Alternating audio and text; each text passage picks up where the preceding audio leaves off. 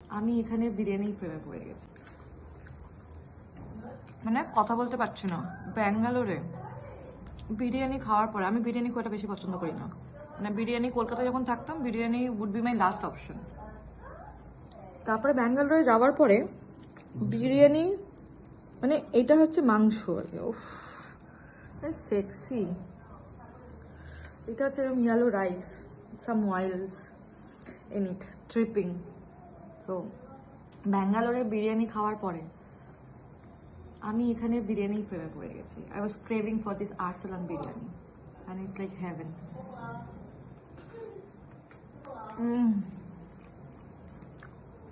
কোনো কথা হবে না, এটা দেখো, দেখো মাংসটা দেখো। ও ও ও,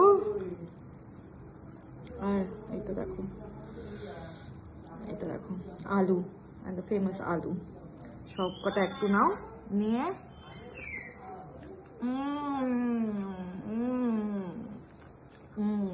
পারবে ব্যাঙ্গালোর? পারবে তৈরি করতে?